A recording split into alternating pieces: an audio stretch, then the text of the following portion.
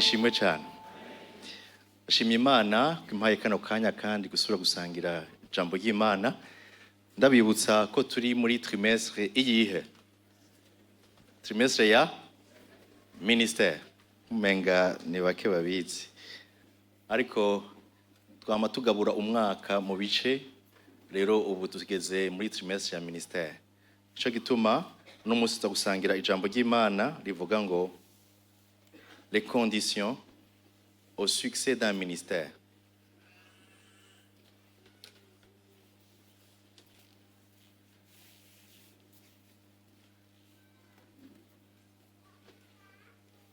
Les conditions au succès d'un ministère. Ibisabwa ngo ibikorwa biroranirwe. Ibisabwa kugira ngo ikorwa urimwo wahamagariwe kiroranirwe. Baradusomera kiriya gice cyose ca Yosuwa, igice ca mbere kuva ku murongo wa 5 ushaka ku murongo w'9. Niho tuza kuvuga Yosuwa igice ca mbere kuva ku murongo wa 5. Yosuwa ni umwe mu bantu bagize du succès canke baroraniwe mu gikorwa Imana yari yamuhamagariye. Ariko rero turaraba icabitumye n'igiki catumye Yosuwa agira igikorwa kikaguka kigakomera kikaroranirwa. Ibi turabikeneye kuko hari ibikorwa bitangura ariko bigaca bipfa. Hari n'ibikorwa ubona byariko bigenda neza akanya gato bigaca bisambuka. Rero turakeneye kwiga ngo Imana idushoboze kumenya ingene igikorwa yaduhamagariye dushobora kukibamo kandi kikaba igitera imbere kikaroranirwa. Badusomere Yosuwa igice ca mbere kuva ku murongo wa mbere gushika ku wa 5. Mose umusavyi w'Uhoraho amaze gupfa, Uhoraho abarira Yosuwa mwene Nuni umufasha wa Mose. Ati Mose umusavyi wanje yapfuye. None rero va hasi ujabukane aba bantu bose ugo ruzi Yorodani. Yosuwa ariko ahamagagwa gusubirira Mose. Mose n'umuntu abisirayeli bose batinya kuko yaganira n'Imana gutya na gutya. Ndiko ndiyumvira Imana ibwira Mose Yosuwa ati va hasi ugo musubirire wa muntu akomeye yitwa Moise. Ari jewe nari kujugumira, nari kugira ubwoba, ndabishobora bigenda gute? Ariko rero ngaha nyene niho Imana igomba kutwerekera igituma igikorwa yari muhamagariyemo gishobora kuzogenda neza. Muje mu gihugu mbahaye mwebwe abisirayeli. Wahereye kuri kangahe? Simbira kuri 5. Nta muntu numwe azoshobora kuguhagarara imbere iminsi yose uzomara ukiriho. Aho hantu d'abord urumva ko Imana iri kwiramuremesha. Ni sawa? Nkuko nabanye na Mose niko nzobana nawe. Sinzoguhemukira, sinzoguta. 6.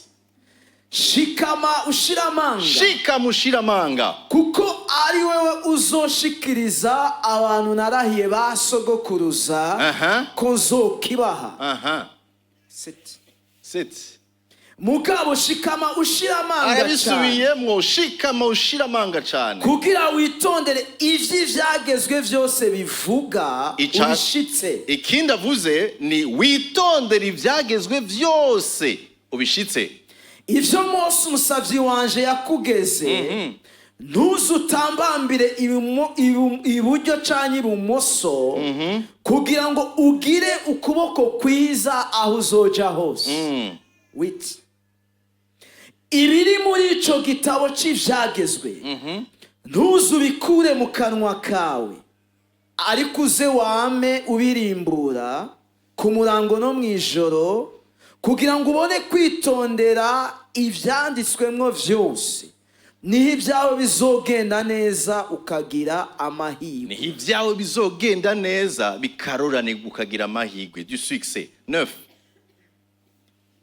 Nanje none ni jewe nkwibaririye ntishika mushiramanga. Ni jewe canke si jewe nkwibaririye nkushika mushiramanga. nuko ntutinye nturanduke umutima kuko jewe uhoraho imana yawe ndi kumwe nawe aho uzoja hose. Haleluya. Iyumvira Imana iri kwibwira amajambo wewe uhamagarirwa gusubirira Mose. Wari ufise ubwoba ariko Imana ikubwiye ngo shika mushiramana. Si ivyo gusa kwizobana nawe ariko nawe hari devoir yaguhaye.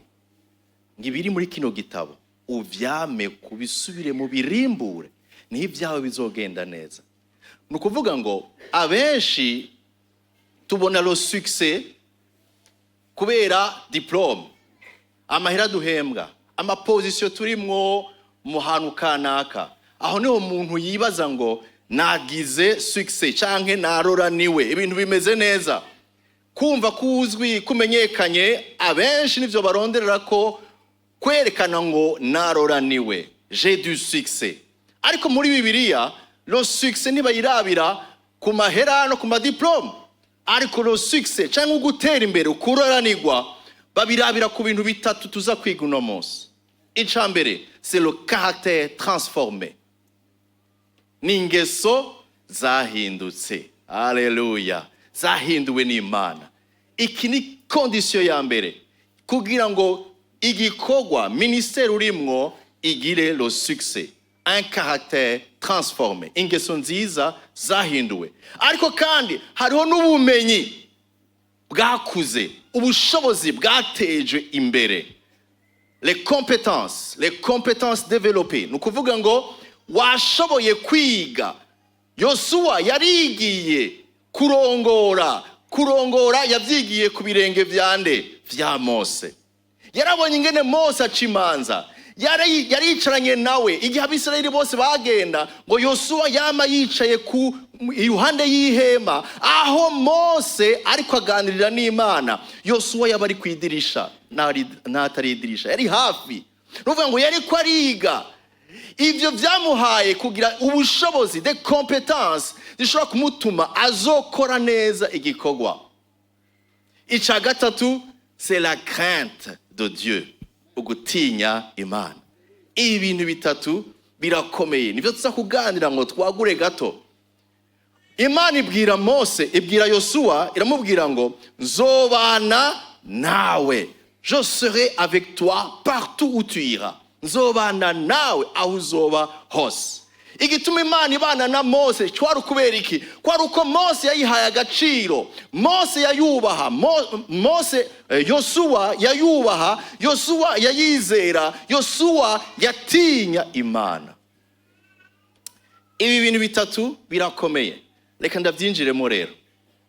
Icambere batubwiye ngo imubwira ngo fortifie-toi, shika mushiramanga. Aha iri kwimubwira ngo ndipfuza ko utaba umuntu wamujiga nino, nyamujiga nino. Ufise un caractère iri façonné, ihinguwe, ariko kandi icaractère ishobora kumpesha icubahiro. Caractère transformé. Caractère ni iki? Ni ca kindi uri, ni ca kindi turi n'igihe abantu batatubona. Nimba wacumbise kimbwirije mugenzi wawe aze gitahana. Uti caractère ni ca kindi uri n'igihe abantu batakubona.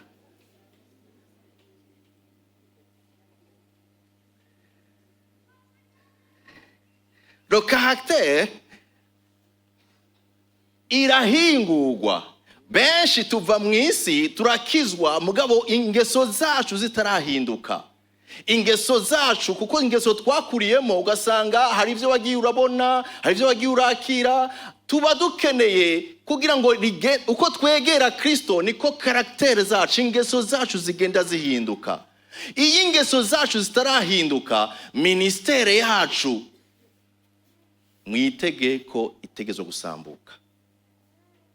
Caractère transformé ni ingeso ufise. Turaba mu caractère amwamwe. Hari mwico twokwita l'intégrité.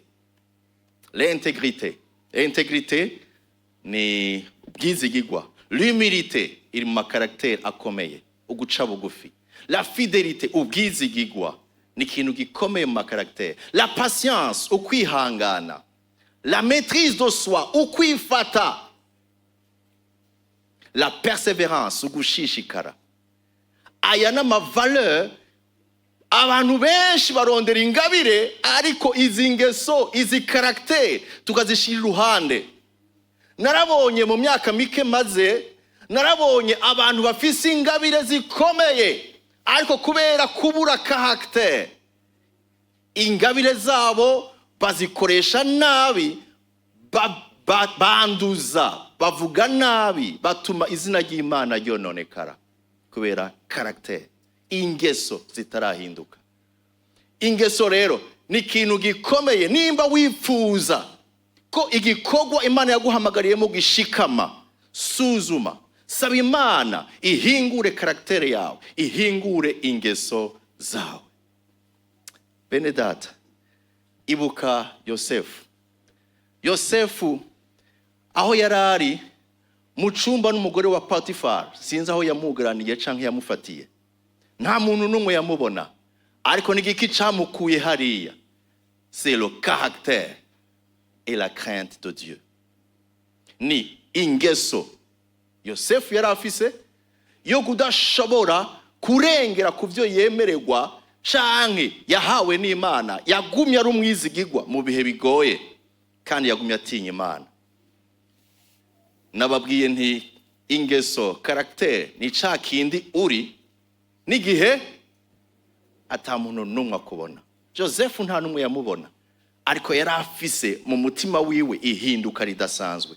Yahevye, yanse gukorana icaha n'umugore wa Potifari.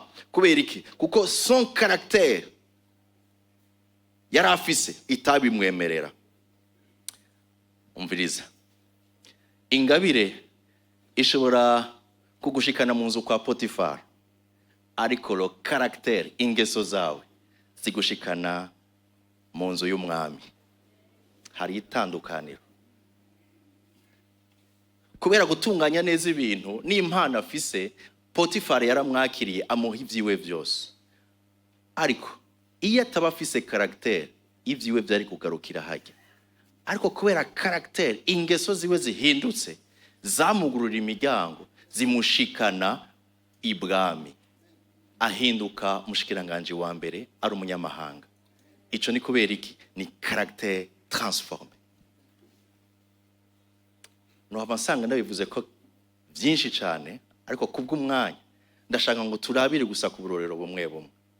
Burya karagiteri igaragarira mu kungene wifashe kubera ivyo wizera n'ivyo uzi ko ari bibi, ukemera no gutakaza reputation, ukemera gutakaza abagenzi, ariko ugahagararira ukuri, uzi ko ari ukuri. Ibi rero ntivyoroshe igihe uri kurahabwa igikorwa kandi wifuza ibikorwa gitera imbere.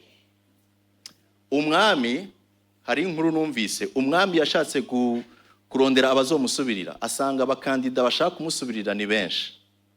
Hariho abagabo, sinzi ko bari abagabo, ariko hariho abantu bashika 7 baharanira nabo kuba abami. Arababwira ati, ikizotuma ndabatora muzoze nzomenya ingene ntora.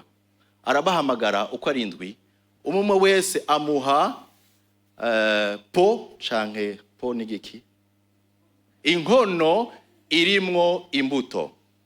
Arababwira ati, iyi nkono irimwo imbuto y'igiti, nimuyitware izi mbuto mu mezi 2 ziba zimaze gukura. Nimutware izi mbuto ziri muri izi nkono, inyuma y'amezi 2 nzobahamagara, nzoca menya uwo ntora. Barajana ayo mapo canke izo nkono zirimwo izo mbuto. Aho bari, bamwe bararindira ko zimera, wapi. Vomera, shiramwo ifumbire, gerageza uko bashoboye, biranka. Inyuma y'igihe bamwe baragaruka, bose baragaruka. Bose bagaruka bafise ibiti bikuze. Umwe yagerageje biranka, aravuga ati none ndaseruka imbere y'umwami atakintu na kimwe cigeze gikura. Mugabo avuga ati reka nta kundi ko vyananiye ndabijana gutya nyene. Acajana inkono itagira igiti, abandi bazana ibintu vyameze bimeze neza. Muri abo bantu bose umwami araraba acatora ufise ijya nkono atana kimwe kirimwo, niwe yagize umwami. Akabazo nobabaza, kubera iki?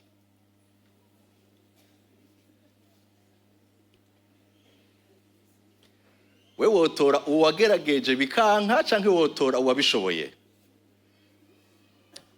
Ariko inyishu ni umwami nyene ayifise, si mwebwe.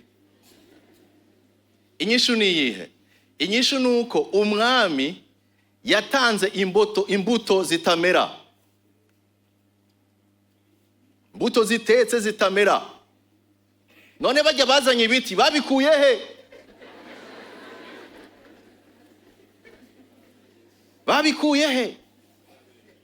Umwami araraba bajya abantu bose bazanye ibiti bimeze neza, bimwe bitanguye gushurika birimo n'ivyamwa, babikuye he? Baragerageje nka wa muntu ariko biboneka ntibishoboka, barakuramo za mbuto bashiramo iziza. Baca bazanira umwami bati vya bindi batubwira birashoboka. Umwami yahisemwo uwabaye umwizigigwa no mu gihe bitaboneka ko hakwiye kuba umwizigigwa.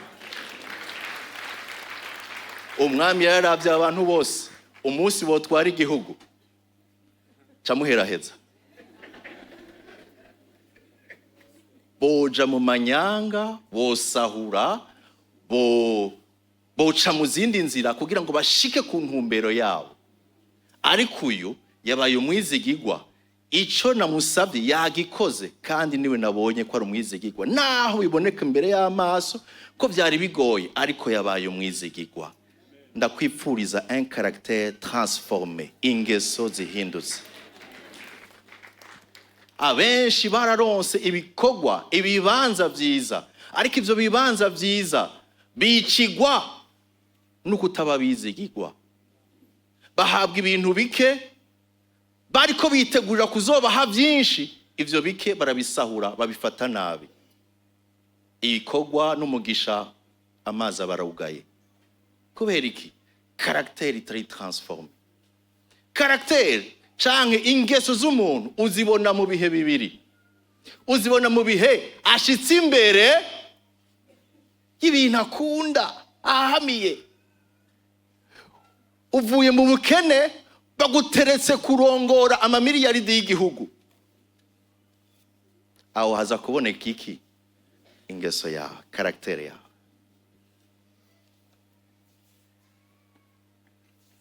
Uri muri restaurant bakuzaniye nido ngo wishiriremwo, nta muntu n'umwe ahari, uza gushiramwo, uza kunywa icayi kirimo amata canke amata ari mwa cayi. Caractère.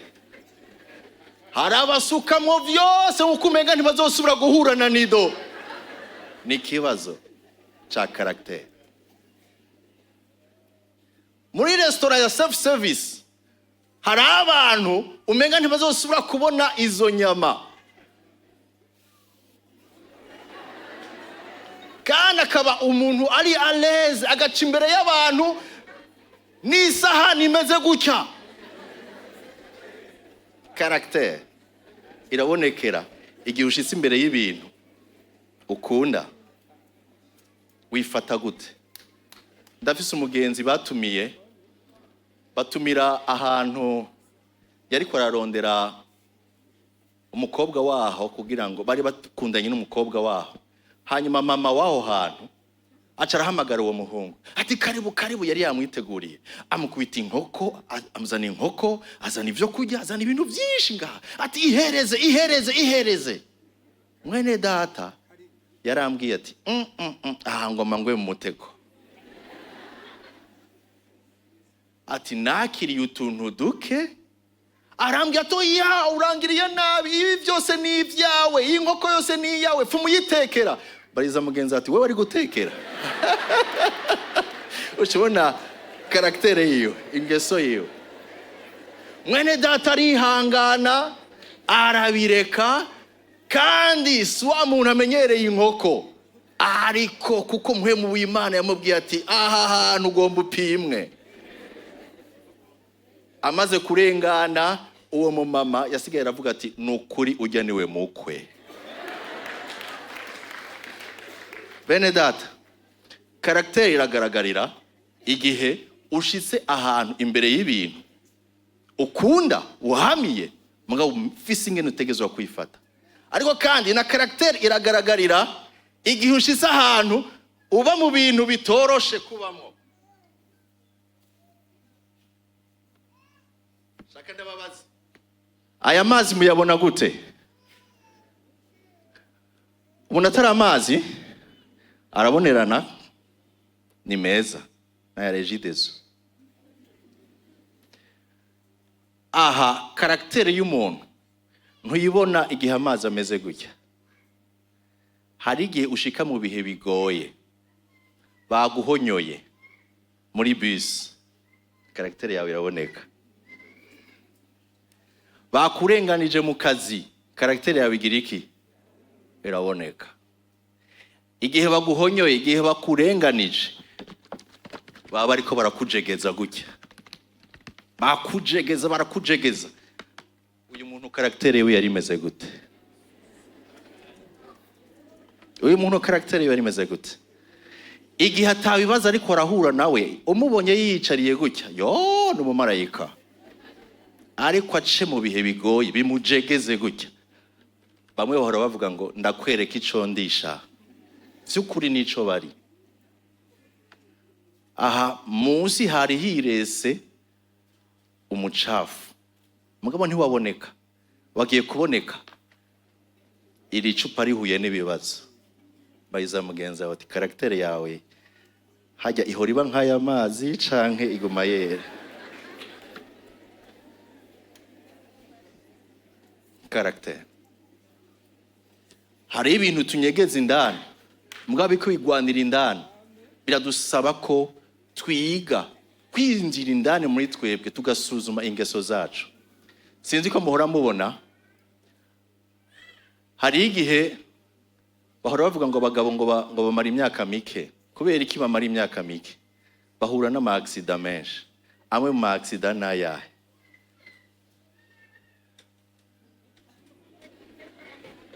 Bagira ama accident yiki? Bega iyo umukobwa arenganye cyangwa umumama w'abandi arenganye, kubera kuza guhindukira kuraba. Mbariza cyane cyane umugabo ari ngaho iruhande yawe, uti hajya uhindukira urabiki? Mbarize hajya uhora uhindukira urabiki?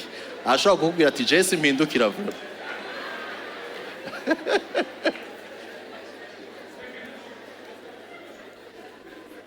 Wamubonye muri ko muraza, wamubonye birahagije, none kubera iki usubiye kugira iki?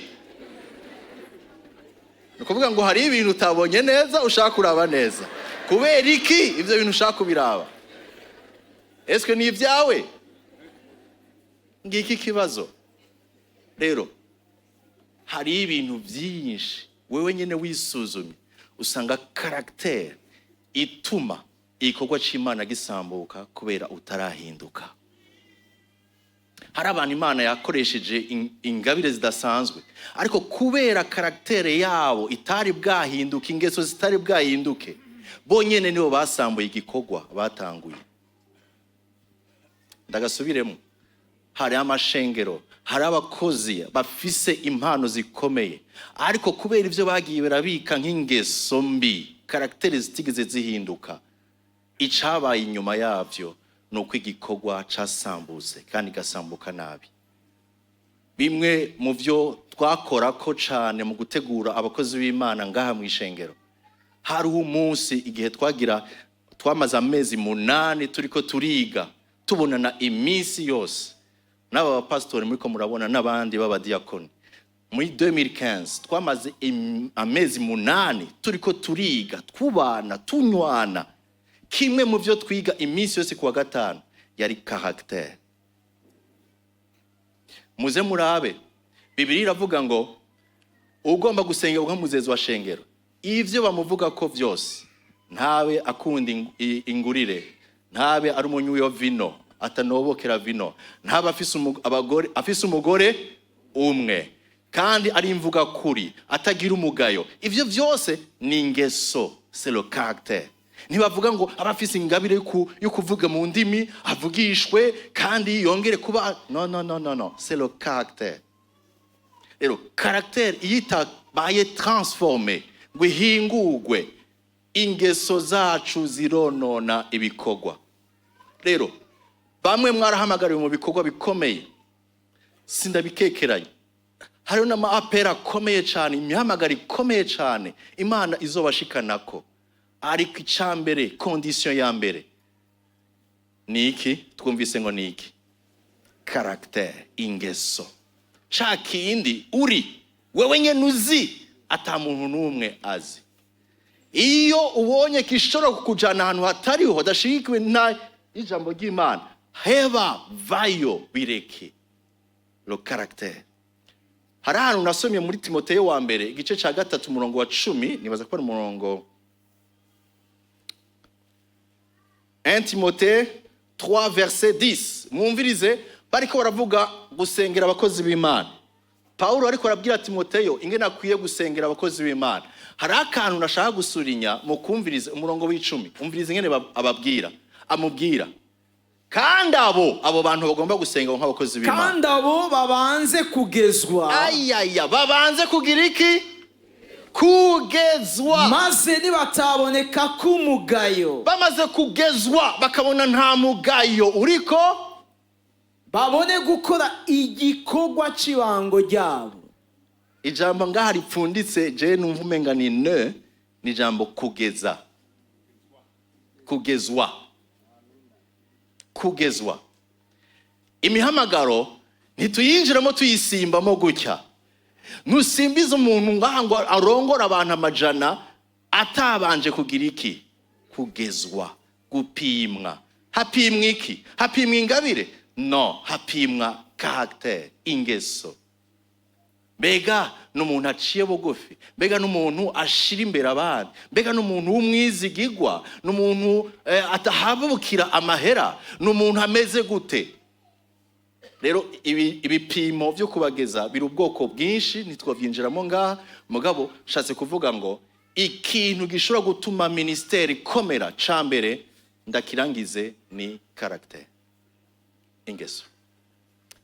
Yosuwa Imana iramubwira ngo wewe shikama, reka kuba umuntu w'ubwoba, reka gutinya, hagarara uhagararire ukuri, ndipfuza kuhinduka, ntugire ubwoba. Umuntu ushobora kuja mu makanda ya Moise, jewe nije nzoba ndi hafi yawe. Prends courage. Amen. Ica kabiri tugomba kuvuga nako ni compétence, ubumenyi. Compétence ni iki? Ubumenyi ni iki? Cyangwa ahandi naho ngo ubushobozi ni ce que nous savons faire, ivyo tuzi dushobora gukora. Les compétences. Mu gikorwa ntushobora kuba ufise umutima gusa ariko utazi no gukora. Ucuwa wa muntu yicaye araba inzara gusa, asiga inzara. Birakenewe ko wiga ingene ico gikorwa Imana iguhaye ukibamwo neza ukagikora. Ijambo yamubwiye gute? Yamubwiye ngo medite, rimbura rino jambo ku murango no mwijoro, ngo niho ivyawe bizogira umugisha. Rero ubumenyi tuburonka gute? Ubumenyi tubukura mu vyo twagiye turiga. Asi nshatse kuvuga gusa amashure, ariko nshatse kuvuga ngo no kwicara iruhande y'umutama. Kwicara iruhande y'umutama, y'umukurambere, ukamwumviriza, ukumviriza ivyo yaciyemwo. Arashobora kugucira umugani, nawe ukaba wakiriye ubwenge bukumenya ingene utazogwa hajya ahantu canke ingene wobikora neza kurusha. Les compétences. soma Bibiliya, sirimbura. Mbega lien ihari canke nihe n'ubuhe bufatane hagati yo gusoma ijambo ry'Imana ku murango no mwijoro nuko ivyacu bigenda neza? Bamwe bibaza ngo ninaguma nsoma ibintu bizosha bigenda neza kuko Imana nico yavuze. Oya, ahubwo ninasoma nkongera nkarimbura kumedita, bizohindura uburyo mbayeho, uburyo niyumvira n'uburyo nkora, bitume ivyo nkora bigira umugisha. Haleluya. Les compétences. Iki naco numva umenga iyo mfise umwanya nayo kumura ko amasaha menshi. Kubera iki? Kuko na cane cane mwishengero niho abantu babwiwe ngo bisenge bizokoreka, bizokoreka, bizokoreka. Wewe birindire wihanganye, biramanuka. Iyo duhera mu itiro dukomeza cane kuryama. Ubumenyi twabushize iruhande. Niyo umuntu umuhamagaye ngo akwirikirane ivyigwa kanaka, ndashima Imana ngaha abantu bariyandikisha cyane mu discipleship. Imana ibahezagire. Amen.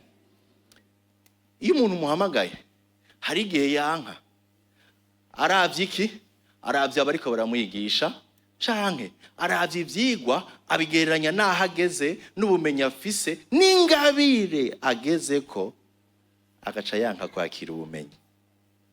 Umuntu adashaka kwakira ubumenyi, uri umurongozi mwiza ntumushire mu burongozi,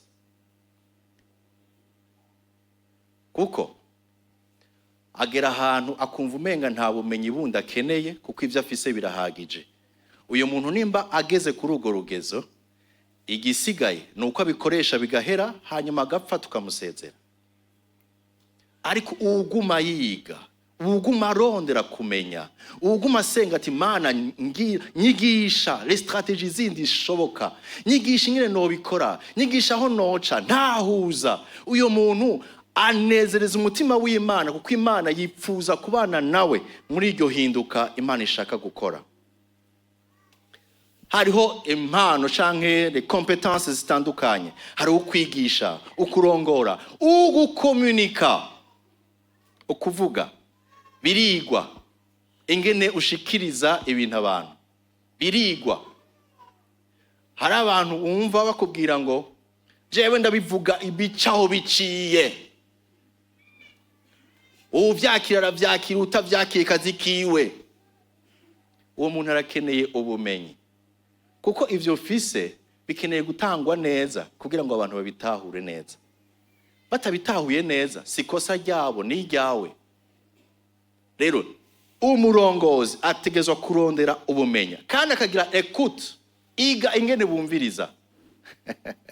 Iga ingene bumviriza, ingene igera barongora, ingene batatura amatati hagati y'abantu, iga ingene ushobora gukora ugakorera neza abandi utari kurikorera, ari kurondera ko abandi bagubwa neza. Ibi byose birigwa. Turavye Mose yigiye kuri turavye Yosuwa yigiye kuri Mose, yaramwigishije ingene barongora abantu, amwigisha ingene batorera inyishu ibibazo, kuko Mose yamari kuratera inyishu z'ibibazo by'abantu. Yaramwigisha ingene bumviriza, yarabigisha ingene ategura ibihugu, ingene arongora igihugu, ubwoko bw'Imana. Kandi yaramwigishije muri buryo bumenyi, yarize ingene ashobora kurongora ingabo. Yosuwa nta formation militaire yigeze agira, ariko yayize aciye mu bihe bagenda baracamo. Mose amuha kurongora ingabo, arongoye ingabo, yiga kwizigira Imana. Imana imwigisha ingene bashobora kurongora neza ingabo, ingene ufata ingingo, ingene ushobora kurongora abantu bari munsi yawe, ingene ushobora gukora n'igihe hari pression hejuru y'ubuzima bwawe. Abantu muzi muhora musaba ubuzi mu ma ONG, kenshi hari akantu bakunda gushiramo travailler sous pression. Hajya n'abatagasoma basoma ibindi uko bifuza akazi, mugabo hajya n'ubuhinga bwo kwiga munsi ya pression. Abantu bariko barakubwira ati iki kintu utakizanye uyu munsi nyene akazi kawe karahagarara, uza kubigenza gute? Waza kubwira mugenzi ati uno munsi mbega tuhura he dufate rimwe uzi ko akazi katarahera ntibikunda uriga kumenya gukora sous pression niko Joshua yize. Yoshua kandi yarize koorganiza ihanga ry'Abisirayeli ku buryo ari we yabashikanye mu gihugu c'isezerano. Haleluya, haleluya. Ngoma mvuga icanyuma. Icanyuma twavuganye ngo niki? Navuze ibintu bitatu: le caractère, les compétences, ubumenyi. Icanyuma ni gutinya Imana. Ugiye kubiraba bijya byose mu gifaransa bitangwa n'urudomo ruhe? Bitangwa n'urudome C. Kugira ngo bigufashe kubyibuka, c'est les 3 C. Les 3 C zishobora gutuma igikogwa gikomera kigashika ku musozo mwiza. Iya mbere c'est le caractère. C ya mbere. C ya kabiri ni compétence, ubumenyi, ubushobozi, ubumenyi wize. Ica gatatu c'est la crainte de Dieu. Iki rero kirakomeye naco kubera iki? Kuko crainte de Dieu gisigura iki? La crainte de Dieu ni kijya kintu kirongora umutima wawe. Nigiki kirongoye umutima wawe, nigiki kidirija, kigida, kirongora, gifata, kigaha inzira umutima wawe. Iyo ari Imana by'ukuri ubu muntu akorera munsi yo gutinya no kubaha Imana. Rero ukutinya Imana si ubwoba, ahubwo ni agaciro, ni le respect, ningene uha agaciro Imana ukayiha iteka ryayo rikagaragara mu bugingo bwawe mu kungeno yumvira. Ukubaha Imana kuzana ukuyumvira, kukazana ukugororoka, la sainteté, kukazana ubwenge, kukazana gushishoza, le discernement. Ibi byose biva mu kungene wubaha Imana. Ivyo navyo bizokura gute? Ugukuza ukubaha Imana bikurira mu mwanya umara utebana n'Imana. Haleluya, haleluya. Aho utebera uratebuka hasa mukasanaho. Usa naho utebera. Ndabaha amasegonda 30. Aya amasegonda 10. Ku munsi wose uhora utebera he? Iyumvire. Ejo si kuwa mbere. Uhora utebera he? Aho utebera harafise ico hakora mu buzima bwawe. Nico gituma bamwe umwanya wo gusenga no kwihererana n'Imana nakanya ko gucishako, nakanya ko gucishako nukubipa. Ariko Mose yigishije Yoshua ico gutebana n'Imana. Haleluya. Gushike naho Mose Imana yaramubwiye ngo arongora abantu abatware, arabwira Imana ati Mana je tutajanye nahonja, kuko niwe urongora ubuzima bwacu, tutajanye nahonja. Ivyo byose Yoshua yarabizi. Nico gituma Imana yamwemereye ngo nzobana nawe. Haleluya. Kuko nawe wagize umutima wo kundondera. Ni wandondera iki gikogwa ugiye gusubirira Mose uzogikora neza, nzobana nawe. Kubana n'Imana, guma hafi y'Imana, kugira imyanya myiza yo gusenga. Niho Imana iza igasuzuma, igacaca, igasuzuma imitima yacu, ikayikuramo ibintu bimeze nabi, hama ikayisiga ikomeye. Daniel yari umuntu afise caractère irréprochable. Ata muntu yokuyemo n'akantu nakamwe kuri Daniel. Daniel kandi yari extrêmement compétent. Yari umuntu azi cane ivyo akora kandi abikora neza. Hari ahantu nasomye muri Daniel, nuno munsi haracantangaza ngo abantu ngo bararondeye n'agakosa yoba yashizemo mu makarikire yiwe, kuko barondera ngene icitwazo ngo bamukure ku butegetsi. Bararondera n'akantu nakamwe. Maze babakuru n'abaganwa baherako barondera urwitwazo rw'ico borega Daniel ku vy'igihugu.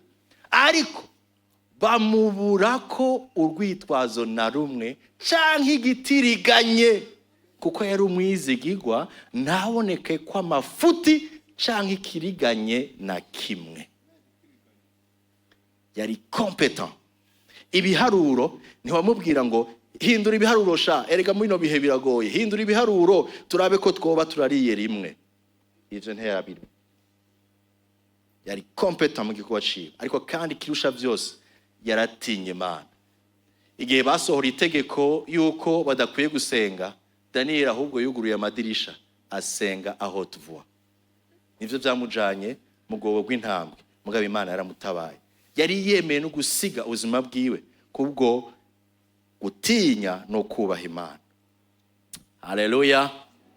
Mumvise ibintu bitatu. Ntidusabwa kuronka kimwe gusa, ariko dusabwa kuronka vyose uko ari bitatu, apana kimwe. Reka ndabereke igituma.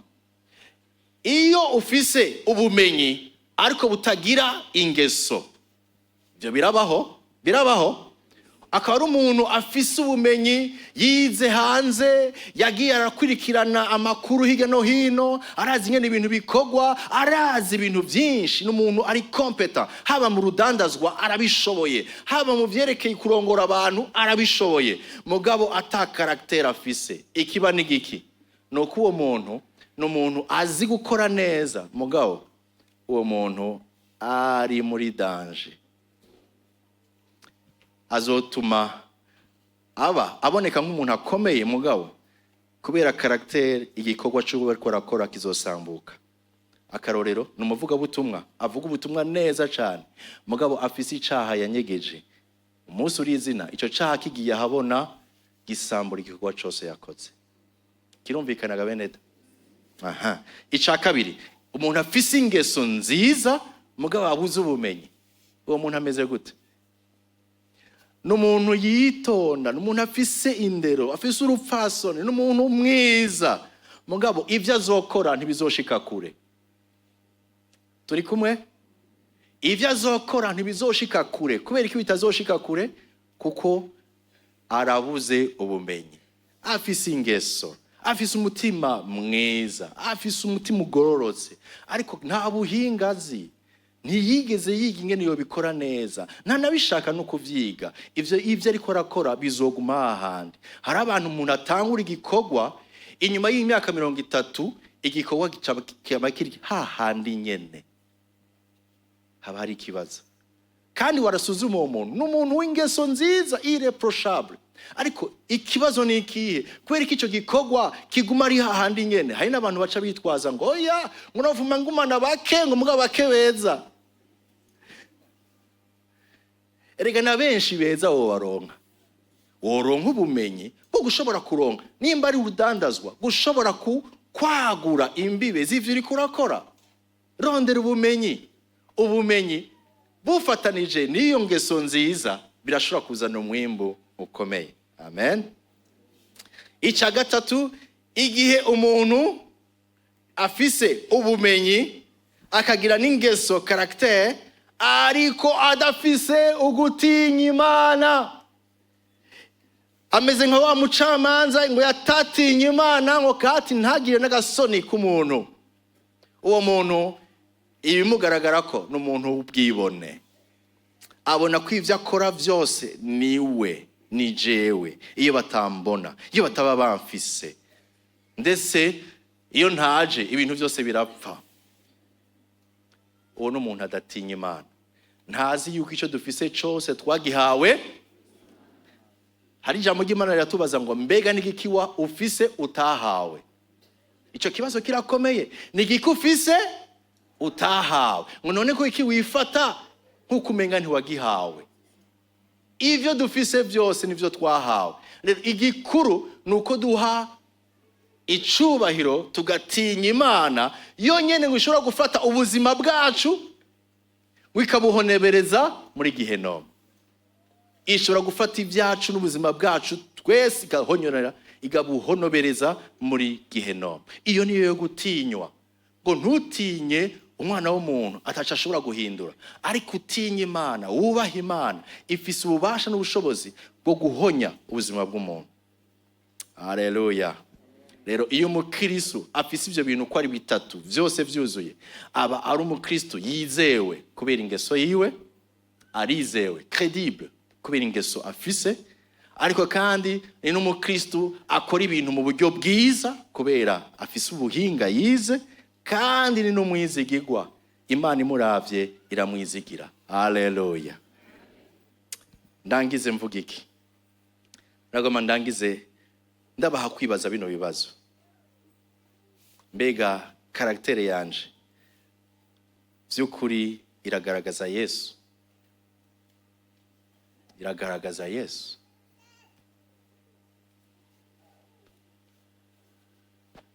Nibiki nkeneye guhindura muri karaktere yanje? Kibazo ca kabiri, hoba hari ubumenyi numva nkeneye mugabo ndiko ndabura aho ndabwigira canke ndaburondera, canke ntiwumva ko hari ahantu ari limite kubera hari ubumenyi udafise? Rondera aho wovyigira, rondera ku bantu beza bashobora kukwigisha kugira ngo utere imbere mu muhamagaro w'ivyo Imana yaguhamagariye. Aha siniko ndavuga ivy'ishengero gusa, ndiko ndavuga n'ibintu byinshi twahamagariwemo hirya no hino.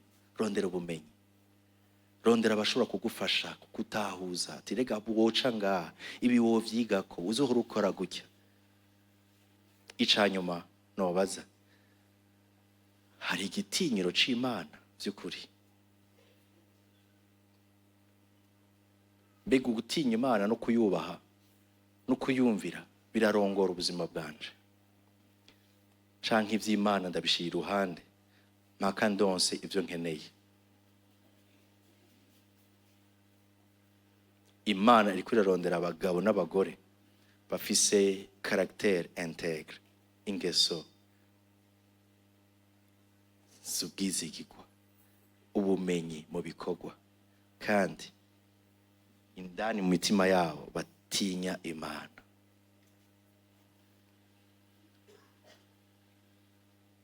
Nagomba dusenge.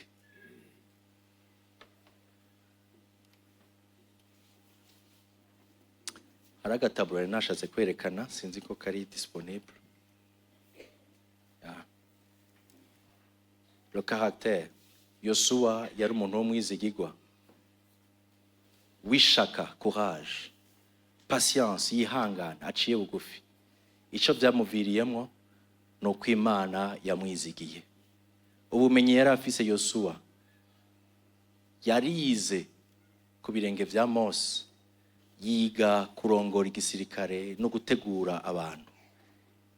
Ico vyamuzaniye nuko yarongoye Isirayeli gushika ayinjije mu gihugu c'isezerano. Yosuwa kandi yaratinya Imana, yarubaha Imana, yamana n'Imana, anywana nayo mu masengesho. Ubuzima bwiwe bwavana n'ubuzima Imana igomba. Inyishu yiwe icavuyemo nuko intambara zose Imana yari kumwe nawe, Imana yaramugwaniye kandi yaronse intsinzi. Nitwirengagiza ibi bintu bitatu, imihamagaro yose turiko turabamwo, naho Imana izoguha ikintu gikomeye cane, ni wewe nyene uzocisamburira. Si izogisambura, ni wewe uzocisamburira kuko utasuzumye neza ingeso zawe, ubumenyi ufise n'igitinyiro c'Imana ko kibiri mu bugingo bwawe. Nagomba dusenge. Haleluya.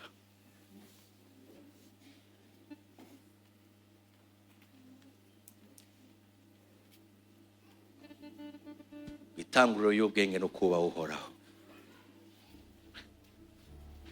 Mwami Imana, turaje imbere yawe, turagushima kuko utuzi kuva turi urusoro mu nda z'abavyeyi bacu, uziryama n'ivyuka ryacu. Waravuze ngo waraduhamagaye utwambika ubwiza. Sinkekeranya Mana ko hano hantu hicaye abantu wahamagaye unashinga amabanga y'ibikorwa bikomeye. Adesoshnebe, adesaya. Ubahamagarira mu bikorwa binini bizohindura abantu benshi bikaguhesha icubahiro. Sindabikekeranya ko bari hano, ariko icyo garutse gutwibutsa ni le succès dans le ministère, le succès Yosuwa yagize mu gikorwa. Watubwiye ko yavuye mu kungene ingeso ziwe, son caractère yahinguwe gose. Now wongera umuha ubumenyi ariko birenge vya Mose, aba uwigishwa, arigishwa aramenya, ariko kandi ashirako uko kubaha, uko gutinya.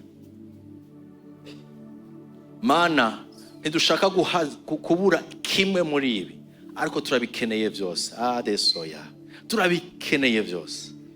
Turakeneye ngo uhingure gose bya bindi vyizitse, bya bindi biri munsi bitariko biragaragara. Ubivyure, utuyungurure Mana, udutransforme, ukuremo inkamba, ukuremo ibitari vyiza, uduhe ingeso, caractère ziguhesha icubahiro, zubwizigigwa, guca bugufi, kukumvira. Mana, turagukeneye. Ndasengeye ishengero ryawe Mana, hamwe n'imihamagaro myinshi uri kurahagurukitsa, iki kintu Mana ukidufashemo. Dushiremo inyota yo kwiga no kurondera kumenya ingene twobikora neza kurusha. Duhe inyota yo gushaka kumenya ingene ibikorwa vyokorwa neza kurusha. Duhe kwama turiko turameliora, tukomeza, turondeza ingene ico waduhamagariye twokibamo neza. Dushoboze Mana. Haleluya. Mana, igipfundikira vyose ngo nukukubaha no kugutinya. Turinde kuba kure yawe, twigishe ko tudependa de toi, tukukira wewe, ubuzima bwacu bwose ari wewe. Ivyo dufise ni wewe, n'ivyo tuzoronka ni wewe. Ni wewe Alpha na Omega, tanguro ni herezo. Naco turi tutagufise. Hadesaya, haleluya. Mana, turagukeneye. Vyura muri twebwe inzara n'inyota vyo kukurondera, kukubaha nuko wewe ari wowe turongora ubuzima bwacu. Ndasavye Mana ngo bisuke mu ishengero ryawe, ubisuke mu mitima yacu, udushoboze Mwami Mana guhagarara neza ataco duhajije. Turagushima ku mihamagaro uzohamagariramwo bamwe ako bariko baritegura. Turagushima kubo uzohamagara mu mihamagaro ikomeye ko bazogenda baguhesha icubahiro. Turagushima kuba umaze guhamagara nabo mu bikorwa kanaka, haba ivyo mu ishengero canke hanze y'ishengero. Ndasaba Mana ngo nabo ubagurire, bipfundikiwe no kugutinya no kukubaha no kuguha agaciro n'ikibanza gikomeye. Uzubashikane kure kubw'icubahiro cawe, ni mu izina rya Kristo Yesu dusenze, amen.